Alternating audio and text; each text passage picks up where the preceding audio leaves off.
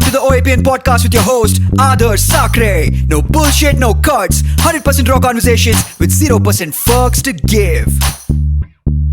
We don't encourage the consumption of alcohol, but if you want to open up a cold one while you watch this, it's not a bad idea. Welcome to episode number 92 of On a Personal Note with Adarsh Sakare. On 91, we had Abbas, or rather popularly known as MC Abbas, who's of course had a pivot in his career now.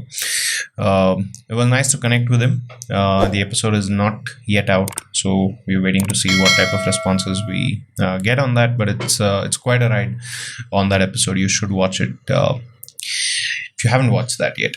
So coming to episode number 92, I'll of course introduce the guest in just a bit, but let's say hi to Niranjan Mukundan. Hi Niranjan. Hi. What's up Niranjan? I am good. Very excited to be here. Had good sleep? I did have a good nap before this, so I am fresh. Awesome. Thanks Niranjan. Thanks for coming here. I think this was good, and like I said, these are stories we really get excited for. So thanks for coming in here. Thank you for having me, Adarsh. So Niranjan is here. I think there was this article that very clearly said, and which I want to call out, right? If someone tries to attempt describing the number of awards and medals Niranjan has, you almost get exhausted. You would agree. You would agree, right? Because I can't possibly name everything right here. Right? There's no way I'm going to do that. I mean, I'm trying my best. I'm trying there, and very close to the 100 mark. That's what I could say for now. Yeah. Oh, close to the 100th mark. Yeah. Wow. That's nice. So there, I think, that should tell you, what it's about. But honestly, I think some of the things that have stood out for me when I did my research, of course, this is the first time I'm as well meeting Niranjan. But, all his bio says is, I swim for India. Yeah. That's it. Right? It's as simple as that. I mean, it's just one line, but it says a lot of things because it's representing your country. Yeah. It's representing 140 crore odd people. Yeah. And it's pride. It's pride. That's about it. Yeah. So all respect for that. Of course, for those of you who know Niranjan, I think you've been pretty much watching his journey up close. But today the idea is to get you a little deeper into that. Maybe get you aspects of his journey that you might have not heard before. Or maybe it's someone who's watching, who's just heard Niranjan's name, or maybe follows him on Instagram, but don't really know the story. There's a chance for you to get in. This is one of those stories which is as real as it gets, right? You're a champion, but within the cards you were dealt. That dealing with these set of cards wasn't easy. There's a story being told in the newspapers and the television, but maybe not the complete story, right? And that's pretty much what you battle through this journey. It's never, you never really get to the finish line. You're just playing, back and forth. And that's the journey Niranjan is on. Of course, his achievements have got him the opportunities that he deserves. But there's much more. I'm sure the journey is much further than we think. It might come across as, wow, this is great, all the respect for the national award he's won, all the respect for all the gold medals he's won. But if you speak to him, if you listen to him up close, you'll realize that there's much more on the table that he still deserves. So welcome to the episode. Welcome Niranjan. Welcome again. Thanks for coming here. Thanks, Adarsh. Yeah, this is exciting, man. It's exciting for me as well. This is exciting. Though I look a little bit sleepy, but yeah, I am excited. Okay. I look like that, I think, 24/7. So welcome to the episode. How are things generally? You'd say you're a happy man today? Today? Yeah, of course, I'm a happy man. Had my morning session done, so one less workout for the day, so I am a happy man now. What is this? Is this like a 5 a.m. thing that you have, or are you like a 3 a.m. guy, or what? I mean, for now, it's a 5 a.m. guy. I have to wake up at 5 a.m., get to the pool, 5:30, 5:45, and then jump into the cold plunge of water. Swim until like 7:38. Come back took a nap, and then I'm here.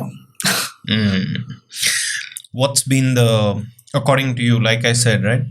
Congratulations on winning your national award in 2015, and you were the youngest to do so. But personally, Yeah. what is your biggest achievement? I mean, see, any athlete's dream would be to represent his or her country at the Olympics or Paralympic Games. As a small kid, I never thought I would be able to do that because of my given condition. But then once I got into the pool, I think life had different plans for me. I felt like a fish. You felt like a fish. You discovered your world. Yeah, absolutely. So you lead two lives in a way. One underwater, one above water. Yeah, they call me an amphibian, and my nickname is Nemo. So Oh, really? yeah, that's what they call me. I that spend a a lot real of thing? I spend a lot of time in water swimming. So that is something that I love doing, and also it relates Niranjan Mukundan Nemo. So Oh, wow. that's also I my didn't think of that. nickname. For those of who are watching, Yeah. and for us as well, for the condition that you were born with and the surgeries that you've had, give me, say, two things in your daily life that is difficult for you, but maybe not for the others. See, I was born with this condition called spina bifida, and because of that, my spine and both my legs were affected. Probably till the age of 5, my parents used to carry me everywhere. So I wasn't independent at all. I couldn't stand up. I couldn't walk. I think water gave me that sense of freedom. That is one Sure. thing. And that's how it strengthened my leg. I started becoming independent slowly. That is something that was very, very different and difficult Difficult at one point. at one point. Even to be shifted from the bedroom to the hall was a big challenge because I had to, wait for my parents. I had to wait for someone to carry me. That's the life I've been through, and now I'm here. But today, what do you feel? Give me two things in your daily life that for you feel like is pretty difficult while compared to someone else. I mean, the first thing would be people's mindset. Okay. You know why I say that? People see us only with a sympathy. He says, "Oh, this guy has a disability. I don't think he won't be able to do this. He'll be able to do that." People's mindset is something that has to change Okay. and say, give us that equal strength. I would not call myself disabled. I always say I'm differently able. If you can do certain things, I can also do that, but a little differently. Okay. So one is the mindset. Yeah. For sure. What else you think? I always want to run and play cricket. Okay. Now I can play cricket, but I can't run. I always have a runner for the rest of my life. You would want to score, like you would want to do those Singles and doubles, you know how it by works. yourself. Wow. Yeah, but for now, I always have a runner for the rest of my life. I can bat, I can keep.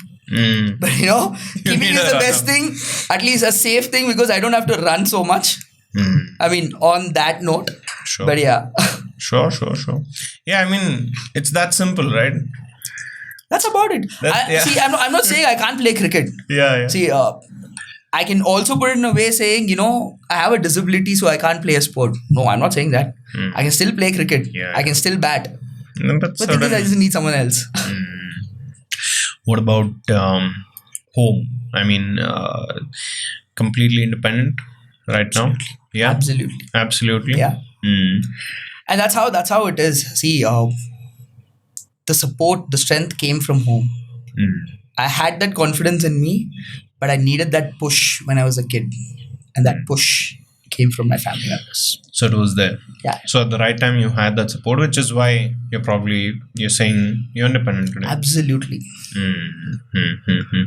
And Niranjan has a lot of friends. You have a lot of friends who you chill with. I mean, from school, where are these guys from? Who you really? School, college. Okay. I've always been that. So you're social though. Yeah, absolutely. I love spending time with friends. Okay. After the profession, that keeps me away from family, friends, functions, events. But then once I'm in town, I want to be in that zone with my friends, chilling around, roaming around in Bangalore. That those days it was a little more easier. People won't recognize me. Now at least I have that recognition where people recognize me. So I can't do all these roadside Golgappas and all that stuff now. Oh, But wow. yeah. You're a Bangalore boy. You're a complete Bangalore boy. Yeah. You've been around India. What do you feel like Bangalore has that maybe other cities don't? See, I always tell this, okay? See, I have friends all over India. I have friends all over the world. Bangalore is not just a city, okay? It's an emotion. For me, brought up in Bangalore is like heaven. See, I travel a lot to other cities, other places. But once I land here, once I step in here, that's home. It's home. Yeah. You complain about whatever you want. You complain about the traffic. You complain about all the buildings that's coming up here. No one cares. Bangalore is Bangalore. Yeah, that's true. I don't think anyone, like, for the longest time, I used to think, especially for media and entertainment, I used to feel like Mumbai is the space. And then I realized, not really, I can make a lot here. I mean, I can really make a living here. Not just a living, like, have quite a journey in Bangalore itself. And it's pretty awesome like that. Maybe Niranjan, on the same lines of questioning, maybe going back a little to school. Where did you go to school? So I did my schooling in a school called Mirambika School for New Age in JP Nagar. Okay. Yeah. That's where I did my schooling. And then after that? And then shifted to Jain College. Jain. And I did my undergraduation there as well. And then, the sports came in, started kicking in, training camps and stuff. Sure.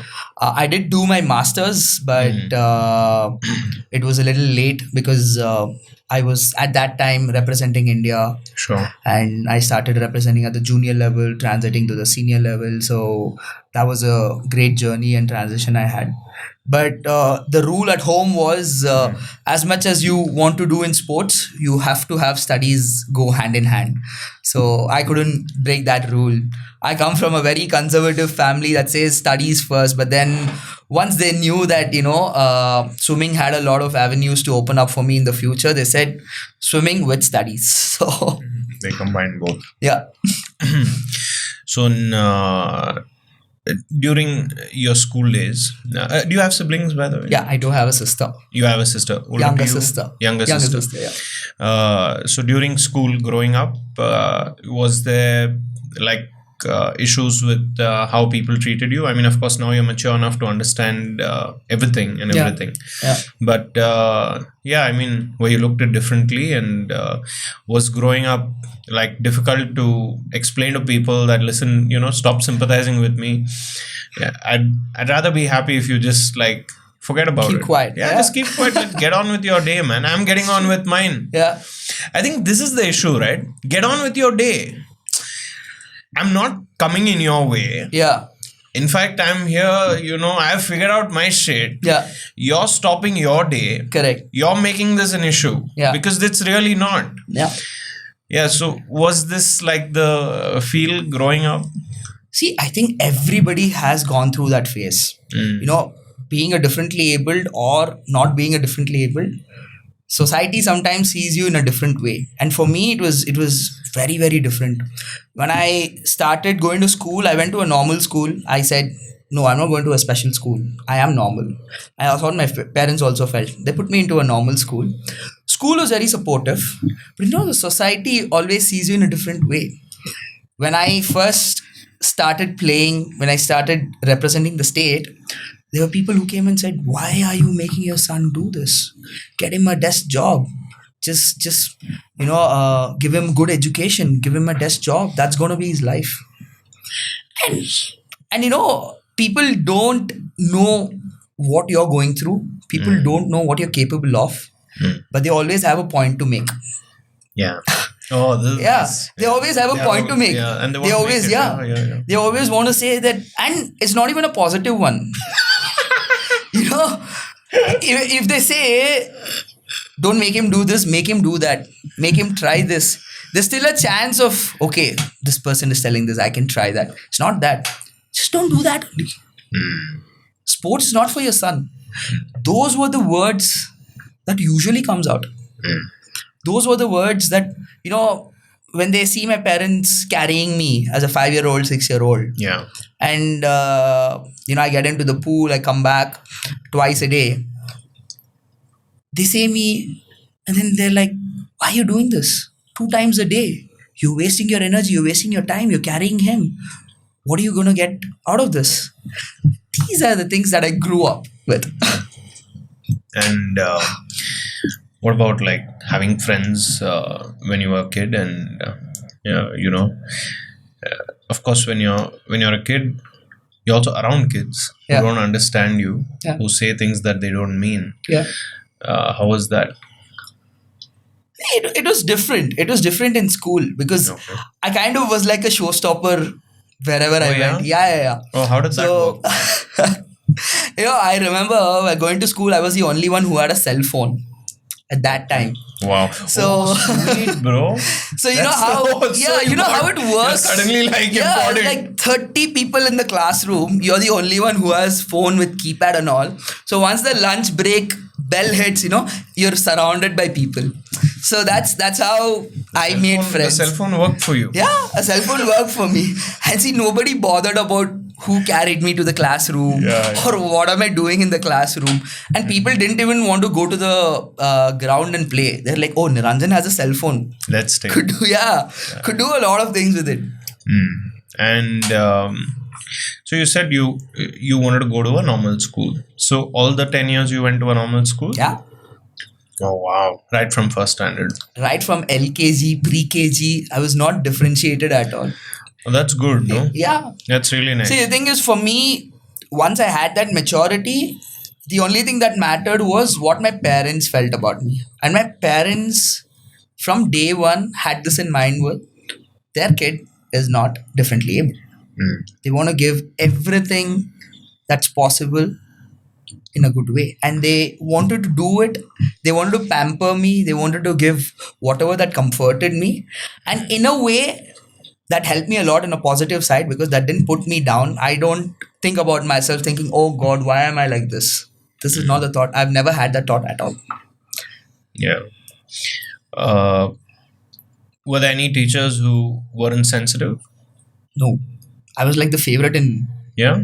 I was like outstanding. That's a different thing. Yeah. Because never studied.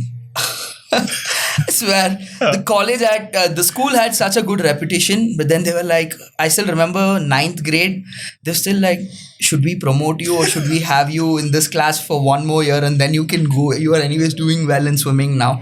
That was the question that was asked. I was still like, no, I still want to do it. And I got promoted, just passed. Wow. Okay, but my interests were out of the school, like swimming. Yeah. Like I got into the sport at a very, very young age, and I got into the sport where it was not just for the sake of doing it. When I got into it, I thought I should make it big here. So my interests were out of studies. My interests were out of the schooling boundaries. But I had great support.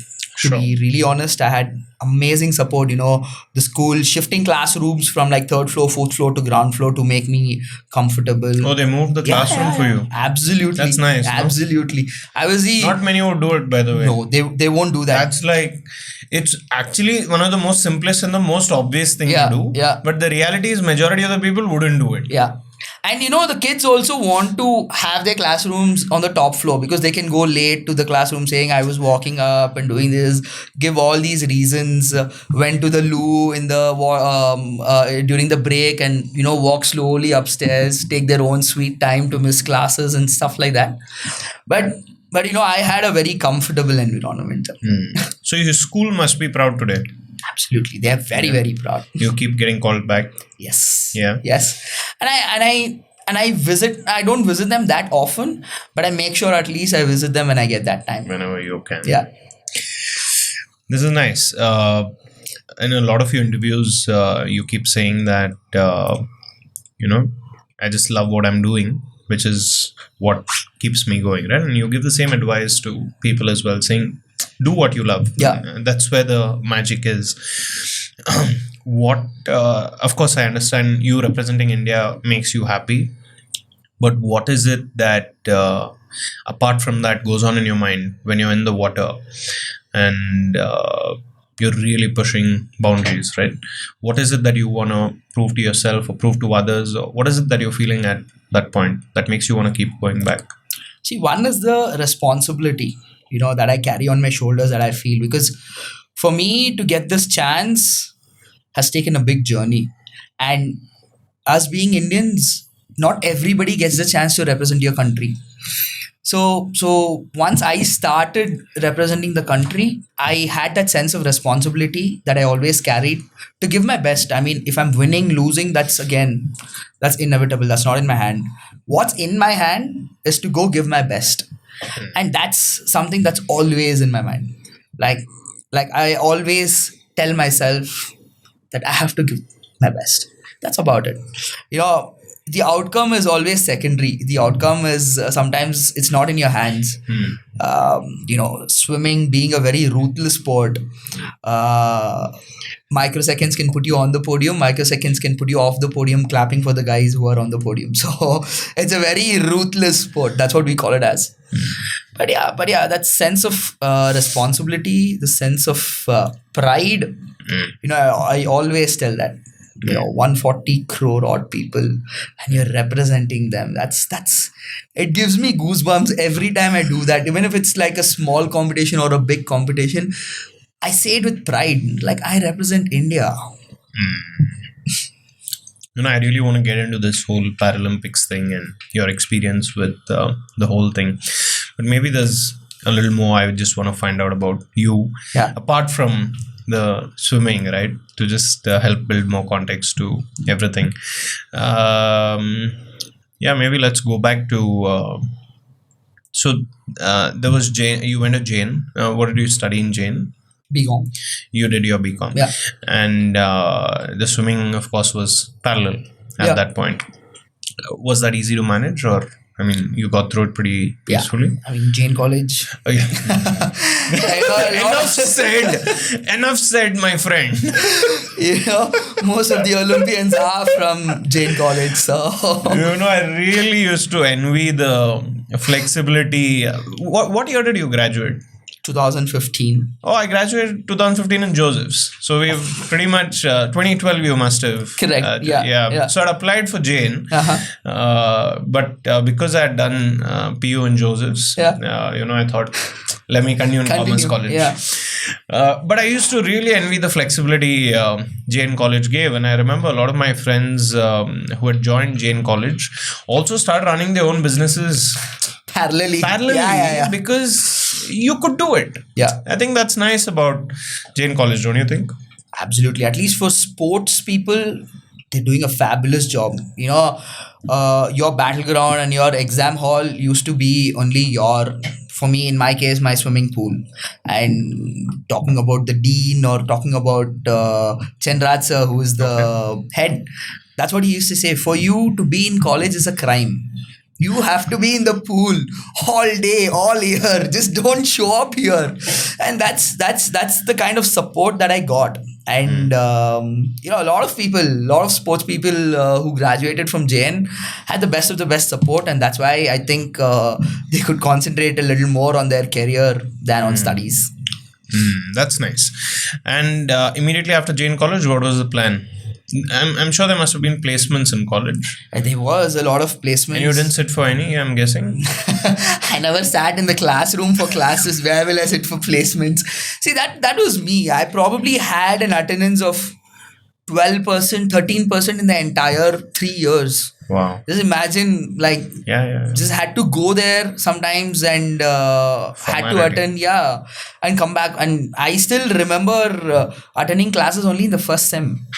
First sem, that too because I had to show that I am a Jain guy. Like, otherwise my name would have been off the attendance list. So at least for that, I had to sit in all the classes and say, "Hi, this is me. This is Niranjan, and I'm in this class." The reason I ask you that is at the age of, say, so when did we finish degree? How old were we? We were 21. 21, yeah. 21. The way we define success is what is our annual income package, our package. And did it scare you in a way that maybe there's no package decided for Niranjan. It may vary, and you had all your friends who would, Yeah. of course, come out and say, "Hey, it's 8 lakhs and it's 12 lakhs and it's Okay. 15 and whatever it is." Yeah. Did that somewhere scare you because you officially had opted out of the rat race? I mean, see, more than that, at the age of 21, I was holding a national award. At the age of 21, I was titled as the junior world champion. Like people were still applying for for a package, going into the GD, going into a personal interview.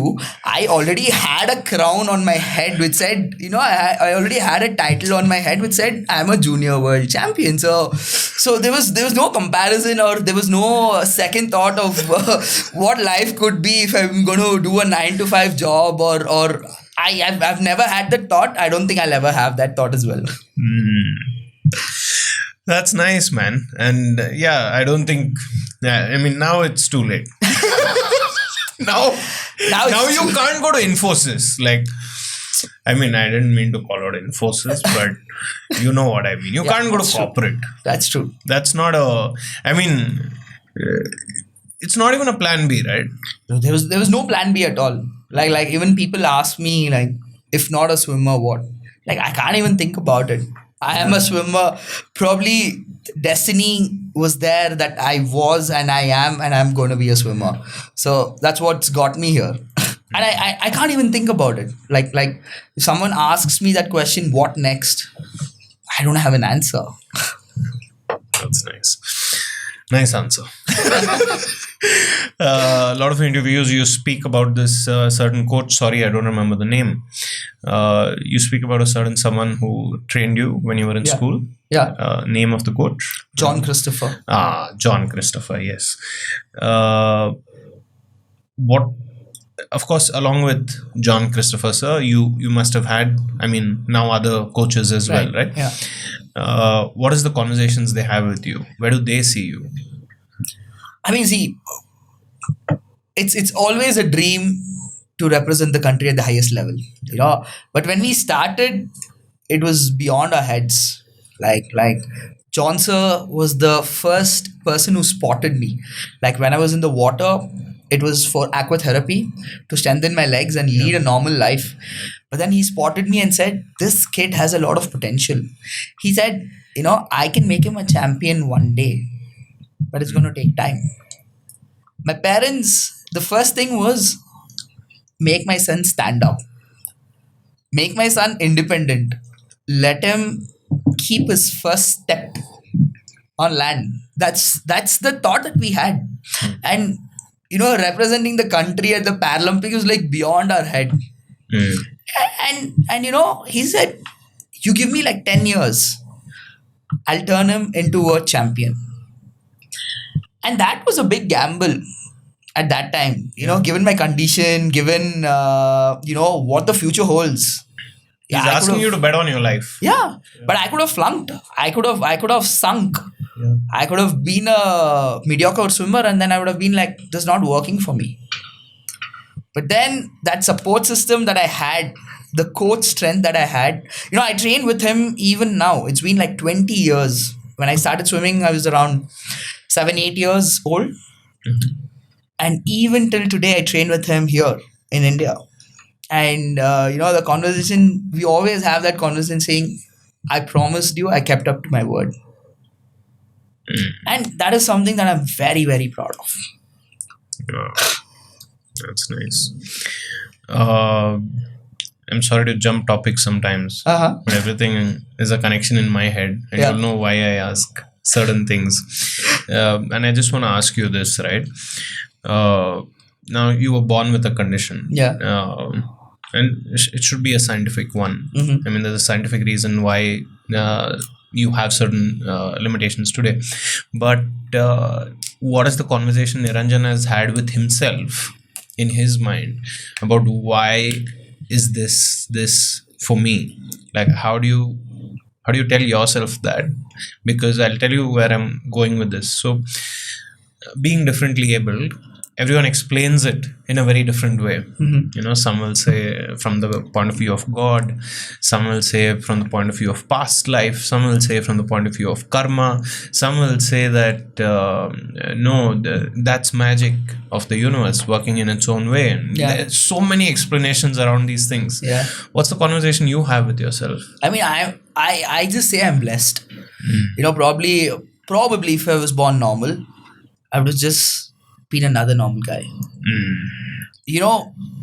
Shutting one door and opening a window, that's something that worked with me. Because of this limitation, I could move, I can use myself to the highest and maximum, and that's what's got me here. Probably if I was normal, I wouldn't have taken up swimming. I wouldn't have been a sports person at all.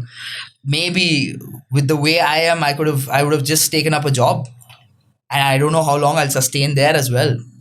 But somewhere I feel I'm blessed. Yeah, that's nice. There's always a POV. There's always a POV how you see life. You see it in a different way. It's different. You can always crib saying you can't do this, you can't do that. But there's also another way to say I'm blessed in this way. I'll tell you a small incident that happened. Okay. Sure. This was back in 2020, where I went to Norway for a competition, and then I decided to chase the Northern Lights. Okay, what does that mean? So the green sky that you see. I know that, but what do you mean chasing it? So it was not visible. Oh, you wanted to search for it? I wanted to search for it. Oh, this is nice. Okay. So it took me like a nice 8 hours there, where we were, circling around the borders of Finland and Norway. And this was around January. It was filled with snow, and I had around 6-7 trekkers from different parts of the world who were with me, who were also chasing the Northern Lights, and I was alone on this trek. And I forgot my thermals.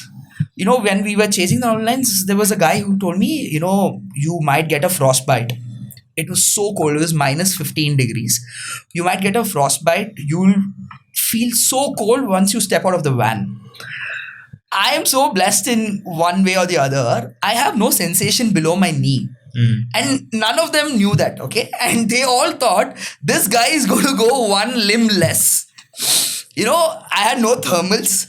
I wore my the jacket that was given to me, and I started walking. And I started walking in the ice that was like covered until my knee. And people were like freezing. They couldn't keep another step. And I was like smiling, chasing around. Where is it happening? And then once we chased the Northern Lights, we took nice amount of pictures, and everybody were like standing there for like 5 seconds, taking the pictures and getting back into the warm so that they feel warm. I came back and I told them that, I can't feel anything below my knees. Like my sensation is only thigh and upwards. So, you make me stand there for the rest of the night also. I can't feel anything. I can't feel the cold.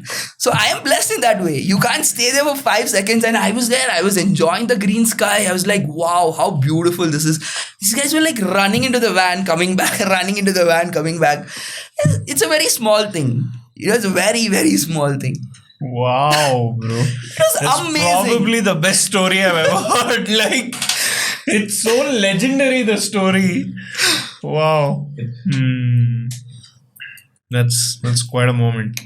It was beautiful. You must have had time for yourself there because nobody else is surviving the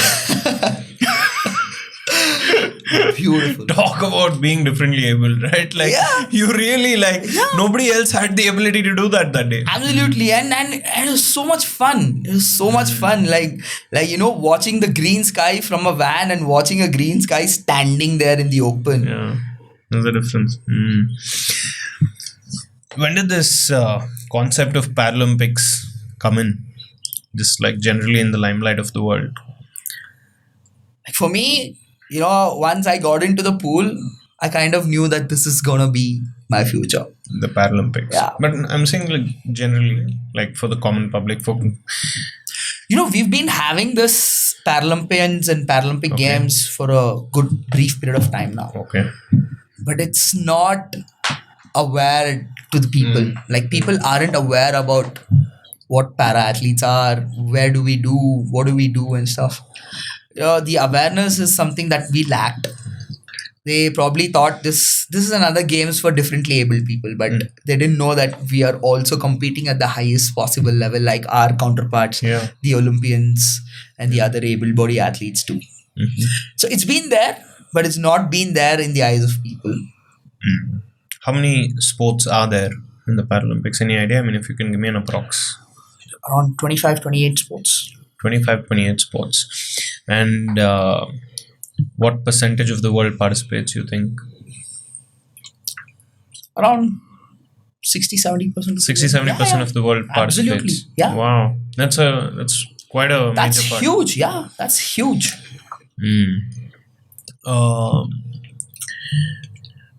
When you had your first experience with the Paralympics, what was one thing that you liked about it, and one thing you probably didn't?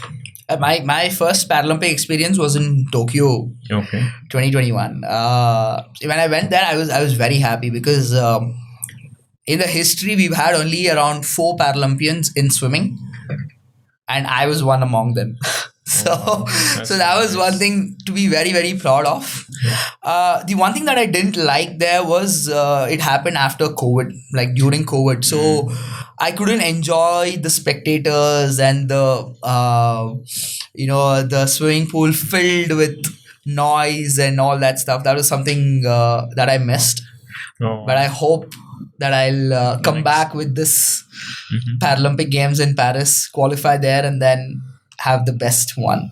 Wow. Let's go to your preparations a bit, right? So, to perform at this level, what are some of the preparations that go in, like in terms of training, that are even challenging for you? For me, when I started and when I got up to this level, it was normal training. I used to train with a lot of able-bodied athletes, but then not every club or not every training center had a lot of para swimmers with whom I could relate, with whom I could match, and who have like similar disability, so I could improve and they could improve. So pretty much 70% of my swimming career I've trained with the able body athletes. In a way, that's helped me because of course they're going to be faster than me. But in a way, what I lacked was people who have the same disability. If I could train with them, then I know what I'm doing and what they are doing, and that gives me a competition in training, and that can make me better in the competition. That is something that I lacked in India. Like I didn't have a lot of people who had a similar disability that I could train with. Oh, wow. So I moved to Thailand initially for 3 years. I trained with an Olympic coach there. He had also trained a lot of Paralympic swimmers, and I spent a good amount of 3 years there training with the team there. And then once the Paralympic Games got over, I wanted to go to Europe because Europe had a lot of competitions. And being an athlete, being an Indian athlete, you have to compete at a lot of competitions to give the qualification times and to be in that competition zone and competition mode. 2021, I moved to Germany. I shifted my training base to Germany with an exclusive para swimming center. So the best of the best para swimmers train there. So I got an opportunity to train with them, and that's helped me a lot. It's given me a spike in my career. From being where I was in terms of world ranking to have given the current B qualification for Paris Paralympics, it's been a great journey. What's the current world rank for you? So I actually breached into the top 10 recently. Wow. So that was my career best world ranking of 8. Congrats, man. Thank you. So that is something that I've been wanting to breach for a long period of time, but I breached it very, very recently. So Feels good. feels amazing. But it's again work not done. Work not done. Yeah, it's top 8 now. Top 5, top 3, top 1. On what basis are these things given? Like, how are we deciding that you're eighth? So it's the timings that you clock. So you race and then you give a time. Okay. Races happen all around the All world around the world. throughout the year. Sure. And by the end of the year, the top 8 times, the top 10 times. Tennis. Yeah. Given out. Yeah. What is the difference right now between 8 and 1? Probably a few microseconds. Really? Yeah. That's what it is. I told you. See, Even between 1 and 8, there's only microseconds. Yeah. It's a very ruthless sport. It's a very ruthless sport. Microseconds. I've had a huge career where microseconds have just put me out of the podium. like I've been the dark horse of the race, going into the competition, saying, Niranjan is going to be one of the dark horses of the race, and it's just put me just outside the podium, just like that. So 2 seconds will make a lot of difference. Huge difference, like huge. It's big in swimming. It's big. Like 2 seconds is like a breather window for you when you train. Like you just come, touch the wall, take a 2-second breather, boom, you're off. I'm talking about a heartbeat. It's like 0.13 microseconds. So like one small mistake, you're really off. I'm off. I'll tell you, I am just coming back from a major event. That's the Asian Games. Sure. I was in China a couple of months ago. The first day I raced, I went as a dark horse again there. I lost the race by less than a second. Less than a second. I lost it to a Chinese. I come back, I had my moment, I cried, I let out all the emotion. Next day I have a race. I lost it to the same Chinese by like a heartbeat. It's like 0.13. Boom. It was, and I couldn't do anything. I was so helpless. Like I did my best. That was the best time that I could give. I broke the national record. I did everything. I gave the B cut to Paralympics, but I just couldn't celebrate it. And that's what it is. And that's what it is. 2 days consecutively and 2 heartbreaking losses. That's my wallpaper because I want to see that every single day. What is that? If you don't mind showing us. It's one is. I'll show you. Sure. A lot of notifications. So. Sure.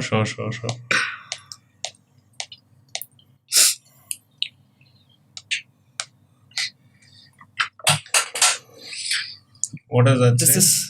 This is from my hostel that I. 2024. Yeah, this is from the hostel that I stay in Germany. Okay. And they always have this. They always have the emblem of the next Paralympic Games. So they put it 4 years in advance only, saying that should be your focus. Leave what you're doing today, tomorrow. Your focus is next 4 years. Training happens every day, and this I changed it. Once I came back from Tokyo, because I knew that I have to hit Paris at any cost. So once I came back, I told my coach, when are we starting next? So it's this year. Yeah, it's this year. Which month? September. How do you think the preps are going? Going really, really well. I just came back from an off season after Asian Games, but now I'm back on track. I'll be giving my qualifications from this month again. Yeah. So it's pretty exciting. Olympic year is like... This Chinese person will be there. He will be there, but I hope to come back. I hope to come back stronger now. Now that I know what has to be done, I hope to come back stronger now. You can't sledge and all over. They're very difficult. They don't understand English. No, but like in Paralympics, no sledging happen. Usually it doesn't happen. Just come swim and go. But you should try. Probably I can. To like distract him. Just say something like really messed up. Like maybe that's actually a good idea. The thing is, they take it very, very seriously. I could be handed over a 2-year ban. I don't want to be on that list. Wow, that's really strict. Yeah, they are pretty strict. The world bodies are pretty strict. So anyway, coming back to this ruthless example of yours that everything happens in a heartbeat, and so be it. I think so be it. I mean, that's the sport. Yeah. It's okay, and that's what's teaching you, and that's what's also allowing you to, you know, break these records that Yeah. you mentioned. You broke a record here, right? So basically, no one's, you know, gone from one corner to the other faster than you. Yeah. Is that what it is? Yeah. So you know what happens? There are different records that carries on. So there's like a national record which is within India. There's like an Asian record which is within Asia, Okay. and there's a world record. Okay. So I recently broke the Asian record, which was a 16-year-old record. Can you explain this record to me? What is this record for? So this is only for the Asian swimmers. Okay. Okay. So let's say I broke the record in 1,500 meters freestyle, which is around 30 laps of swimming. There was already an existing record that was created by another swimmer from another country 16 years ago. And, a lot of other swimmers would have tried to break that record. They haven't broken it. I broke the record, which is like a 16-year-old standing record that was in his name. And I came back breaking that record, and that record now belongs to me. Wow. So it's like Asia's best swimmer. That's me in that event. So that's a big thing. That's a big name. That's a big fame there. Sure. And when you do these things, right? Yeah. When you get these spotlights, podiums, records, medals, Yeah. which is where is the opportunity to tell your story. Correct. This is where you come into the limelight. Yeah. The job of the media is to ensure that it is covered. Yeah.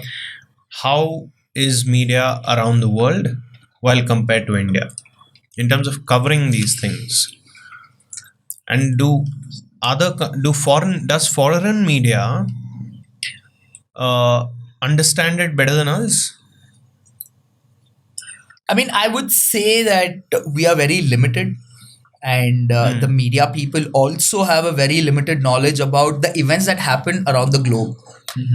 Like, our calendars, of course, differs from that of the other competitions or other sports.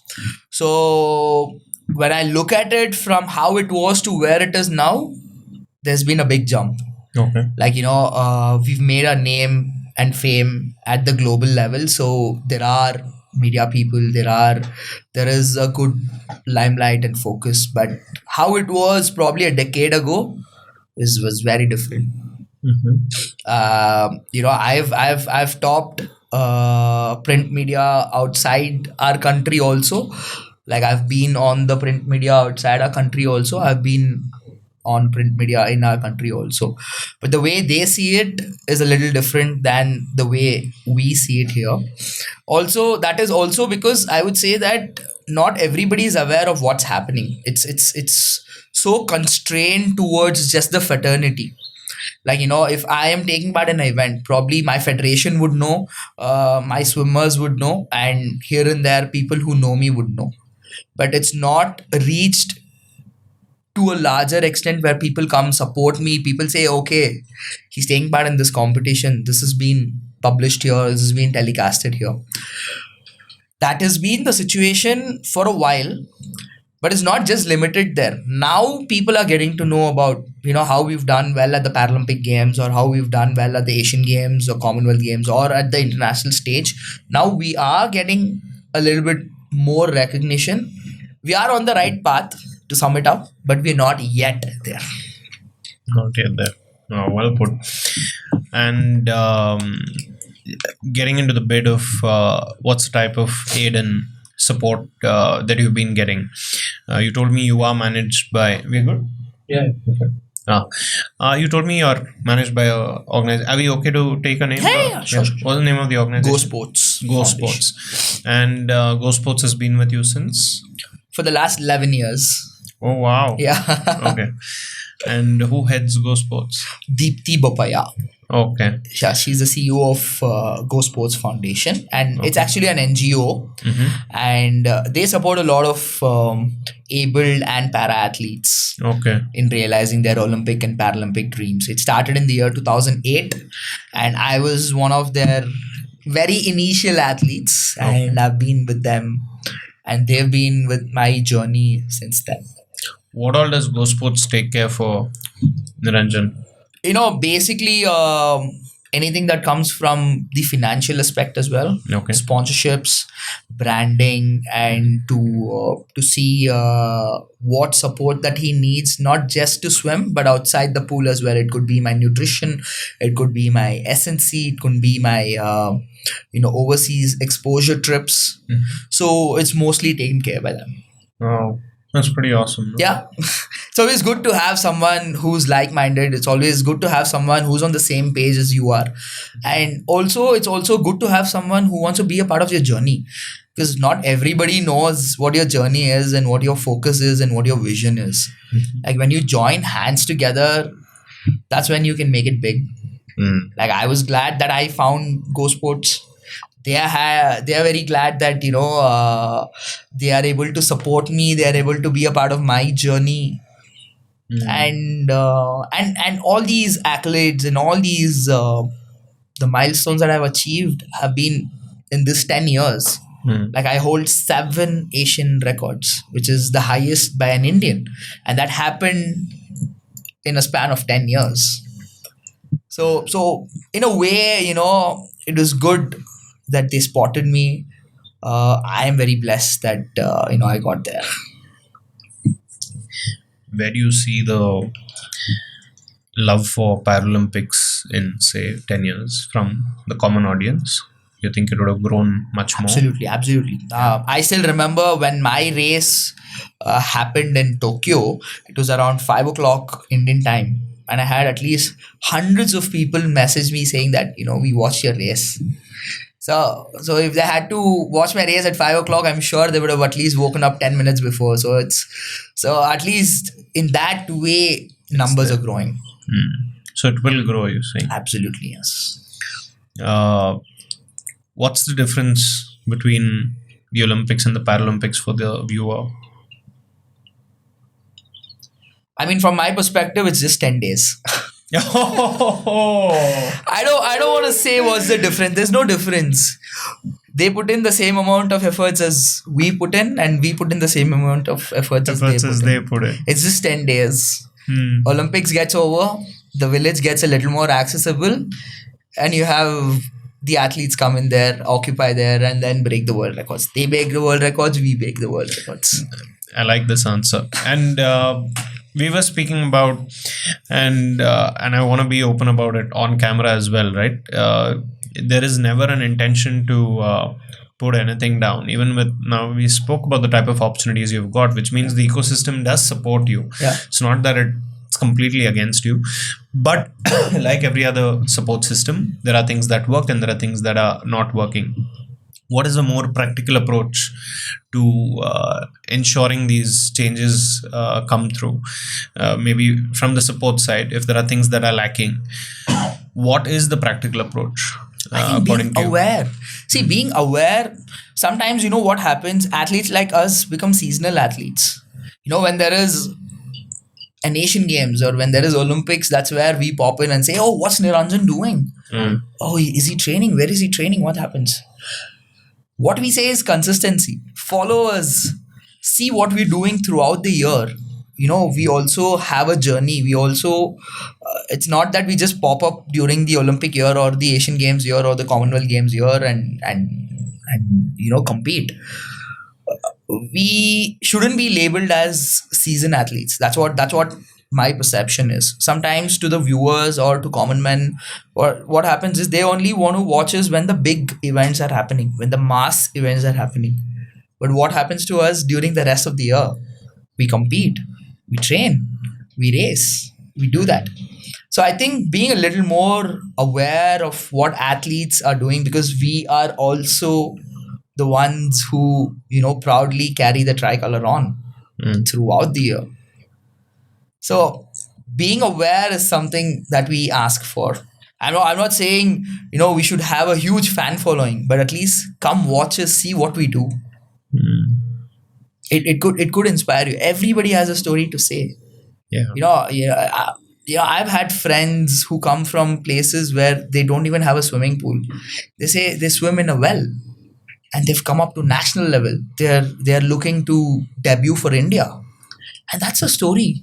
Yeah. A guy who's not even seen a swimming pool is going to swim at an Olympic pool. Wow, that mesmerizes me. He says, "How do I turn?" He asks me, "How do I turn? How do I flip turn? Like tumble turn?" He says, "In a well, there's nothing like that. I just swim in a circle. I just tap my hands in a circle." So there are stories. Everyone has a story to say. And I truly believe that. I truly believe that everyone has a story to say. Everyone, growing up, I used to say a lot of Bollywood stars as my role model. I used to say a lot of other celebrities as my role model. Now I say anything that could inspire me. You are a role model. You are an inspiration. Anything that could inspire me is a role model. Is an inspiration. For me. Yeah. It's nice. It's like you said, it's POV. Yeah, it's POV. Definitely. It's POV. What's the road ahead, Niranjan? Like short term one, it's 9 months away from the Paralympic We Games. spoke about that. Long term one, it's 4 years from Los Angeles. That's what I would say. Oh wow. The next Paralympic Games, but yeah, it's one day at a time. I always quote this saying, "I live my life like this is the final day for me." This is it. Yeah, that's how I live it. One day at a time. Live life like there is no tomorrow. That is something that I've always lived by.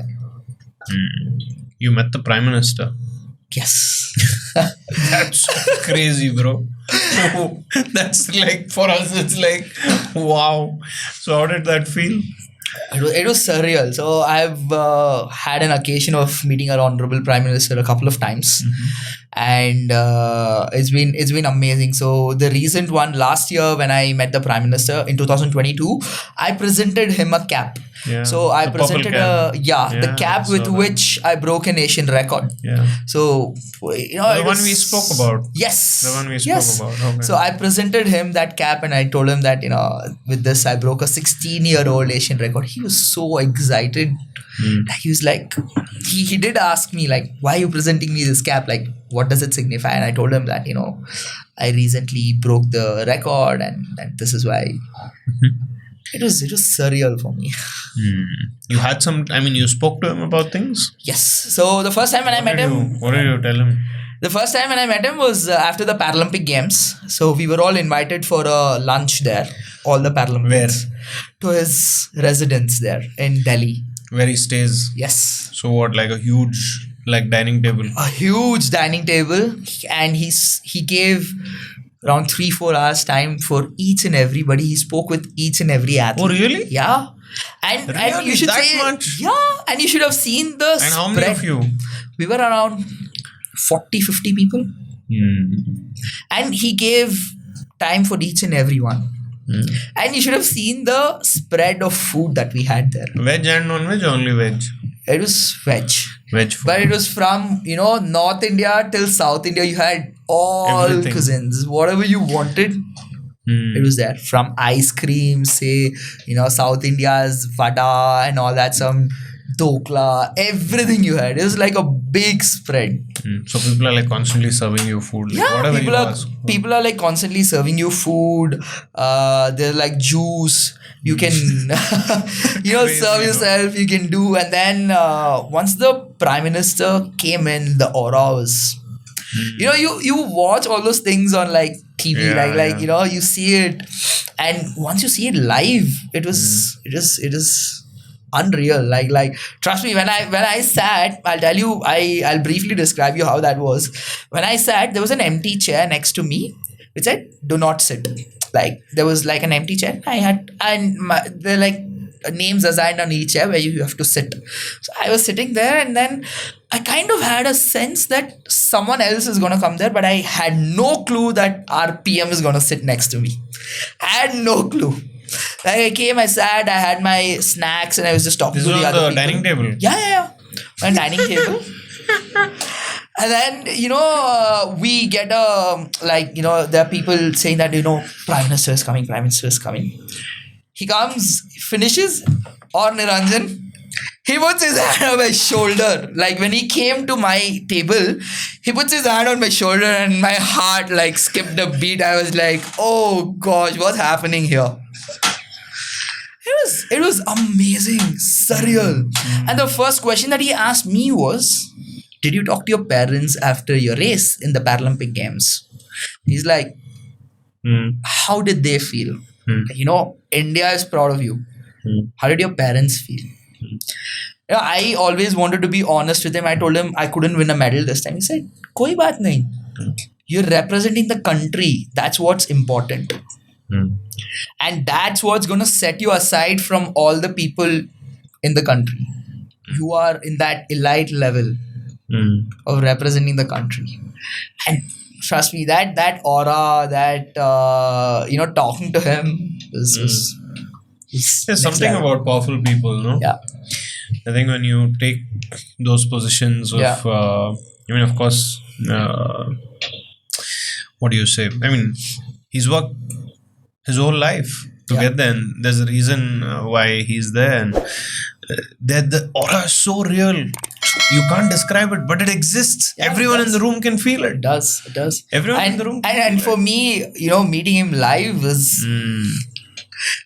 on to a next level. I don't think I can put it through words. But You've even met Shah Rukh Khan. oh yeah, I did. That's crazy in I did. itself too. I did. And that's how many years ago? That was again a few years ago, probably in 2015 at that time, and then I remember him. It was a big crowd, and then a few athletes got to meet him personally. He kissed my forehead. Oh, That yeah? is something that he usually does, and I remember that. Okay, and when people ask me, what's one thing that you always remember apart from your swimming, that is Shah Rukh Khan kissing Kissing my him. forehead. and him being him, when he gets in, everybody wants a picture with him. Everybody is pulling him, and he was so humble. I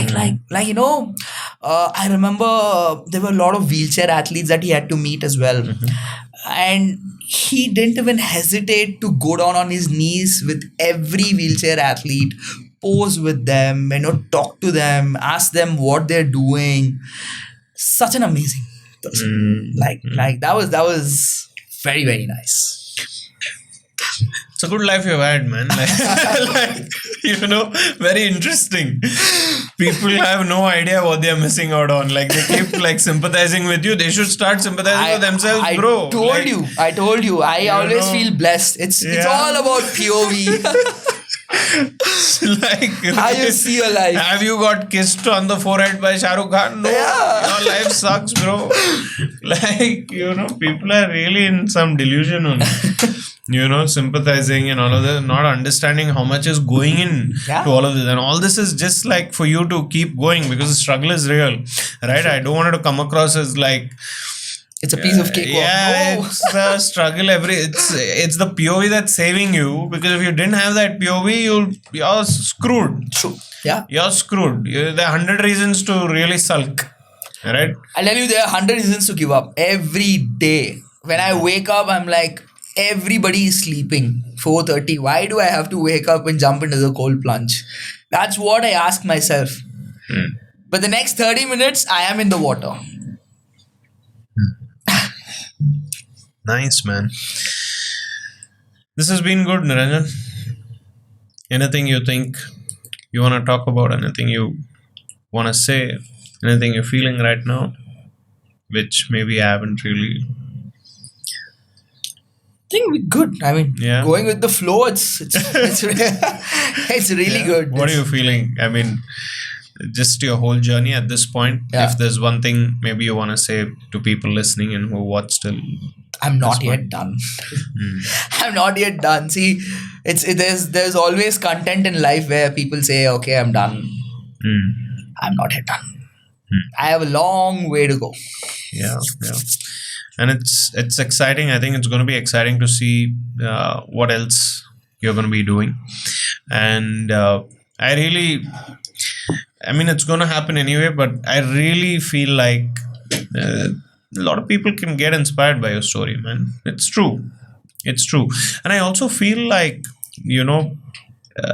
some of you, including yourself, are the pioneers to these things. And reality is Paralympics is going to get better, like you mentioned. In 10 years, it's going to be in a better place. But you're going to be a legend for them because they'll know that you had it much harder. True. Maybe there's more support then. Everything must be better, right? But somewhere the pioneers are the ones who are considered as legends for a reason because you existed in a less thriving environment. And sometimes we wish that maybe we should have been born a little later, right? Maybe we should have been born a little late. Do you feel that? I mean, I do feel that, but I also feel that nothing comes easy. So you take the hard way out. You enjoy the victory a little more. The victory is a little more sweeter when it's hard. If it's very easy, it's very easy. Yeah. And I'm someone who doesn't like it very easy. I don't like doing things easily. I don't like, if it's just going to come to me, then there's no point of me being me. I should earn it. I should do it the hard way and tell people that I've done it. See, it's very easy to say. It's very easy to say I can win medals. It's very easy to win medals. But to do it in the harder way, see, I can break a record that could have been created last year. Okay. But I broke a record which was 16 years ago that was created. And I slogged for that. It was not an easy challenge at all. It was not easy at all for me. We had to do a lot of workings. We had to change a lot of training patterns. But then it was very sweet. Like I remember headlines which said 16-year-old record gets thrashed, gets belted, gets broken. And those are the moments you live for. And that puts a big smile into your parents' face. I remember when I started swimming and winning medals for the state and for the country, my dad has an habit of cutting the newspaper article. Sure. At that time, probably monthly once or 2 months once, my name used to come and I even. Now, every time it comes, now also he has the same Adad. He's like, he wants to do that. He's like, hey, so what? So what if you're a Paralympian now also? I want, and small things. It's not a big thing. It's a very small thing. But it puts a smile on his face. It's like, oh, my son is on the newspaper. He's hitting it. He's here. He's on the cover page. Those are the moments you live for. Thanks, Niranjan. Thanks, man. Thanks for this. This was good. Thank you. I hope you had a good time here. I had an amazing time, Adarsh. Thanks for having me here. No, you have spoke so openly, and I think there's no barriers, there's no wall. You are who you are. The mic and the camera didn't make a difference at all. I think that's what I feel. Again, this is also a POV. It's just how you feel and what you feel. Yeah. All the best, man. I think things, of course, it's difficult for us to do justice to your story. I understand that. Yeah. It's difficult for anyone, for that matter, not just the viewer, right? Just generally in life to really understand what it feels like to be in the place you are, and because of the goals you have, right? Yeah. And I'm not trying to sympathize here because you have set pretty huge goals for yourself, and maybe we don't even understand what's the type of mental, stability that it takes to reach these things. But all the best. I think you have 2 new supporters here with you today. Thank you. And I'm sure whoever's going to be watching is, going to keep supporting you. I would say sometimes we define success with the number of people supporting us, right? Say a full stadium is better than a half full stadium. Yeah. But sorry for getting a little philosophical here, and I might not even phrase it right, but I remember someone saying that even a single life is as important as the rest of the world. True. Right? So the reality is the numbers never should matter. The numbers do matter for the business and to keep things sustainable. Yeah. But I really pray that you never run out of motivation, because there are people, and there are people watching, and there are people really enjoying it. And I think I'm gonna really spend some time on doing more research on you and how things work with this, because it's really interesting. So all the best for your life underwater and above water. Keep representing India. I think people are always going to be proud of you, man. Thank you so much, Adarsh. So this was episode number 92 with Niranjan. If you'll have watched till here, do let us know, because we have truly enjoyed this conversation. But Niranjan, we'd love to have you back as well. Whenever that is, Yeah. you decide. But I'm just already giving you the invitation that when you feel like we can have another conversation, please do come back so that we can make another part 2 of this I story. would love it. Yeah, I think that would be nice. So this was episode number 92. Let us know if you watched it, and Niranjan, you can also say bye to everyone who's watched till here. Thank you so much for tuning in and keep supporting me. There you go. We'll see you all on the next one. Thank you.